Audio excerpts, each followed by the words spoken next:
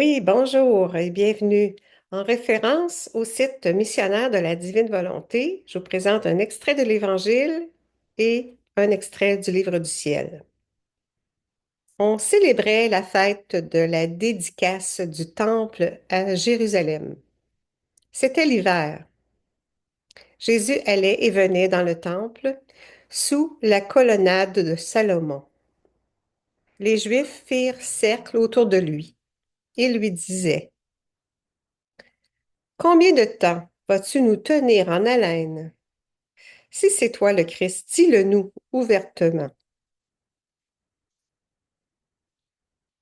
Jésus leur répondit: Je vous l'ai dit, et vous ne croyez pas.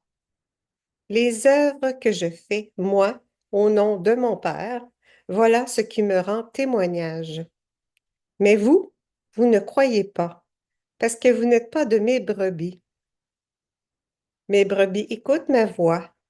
Moi, je les connais, et elles me suivent. Je leur donne la vie éternelle. Jamais elles ne périront, et personne ne les arrachera de ma main. Mon Père, qui me les a donnés, est plus grand que tout, et personne ne peut les arracher de la main du Père. Le Père et moi, nous sommes un.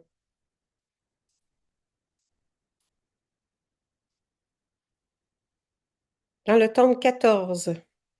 Alors que j'étais dans mon état habituel, dit Louisa à Jésus, mon toujours aimable Jésus se manifestant en tenant plusieurs petits agneaux sur lui. Quelques-uns reposaient sur sa poitrine, d'autres sur ses épaules, d'autres autour de son cou, certains dans ses bras, à droite et à gauche. Certains montraient leur petite tête en dehors de son cœur.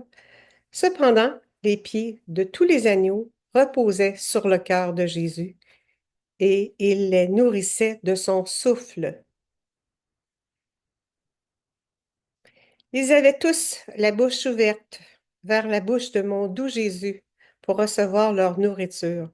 Comme il était beau de voir Jésus se délecter et se réjouir en eux, totalement attentif à les nourrir. Ces agneaux ressemblaient à des enfants nouvellement nés de son très saint cœur. Jésus me dit: Ma fille, ces agneaux reposant sur moi sont les enfants de ma volonté, les descendants légitimes de ma volonté suprême.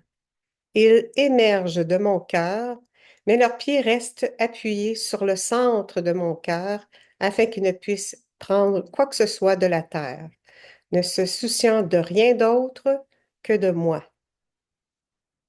Vois comme ils sont beaux, propres, bien nourris, et nourris seulement de mes aliments. Ils seront la gloire et la couronne de la création.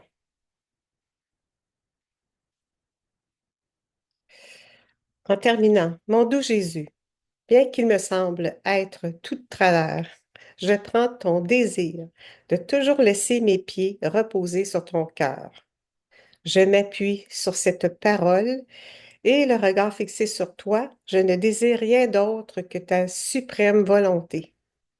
Fais-moi renaître à tout instant et que cette création nouvelle que tu façonnes en moi attire toujours plus tes enfants de toutes les générations. De la nourriture dont tu me nourriras, je satisferai saintement la faim de tes enfants.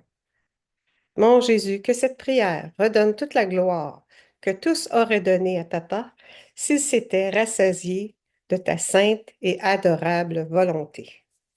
Fiat maintenant. Que le Seigneur nous bénisse tous au nom du Père qui nous crée, au nom du Fils qui nous sauve, au nom du Saint-Esprit qui nous sanctifie. Amen. Alléluia.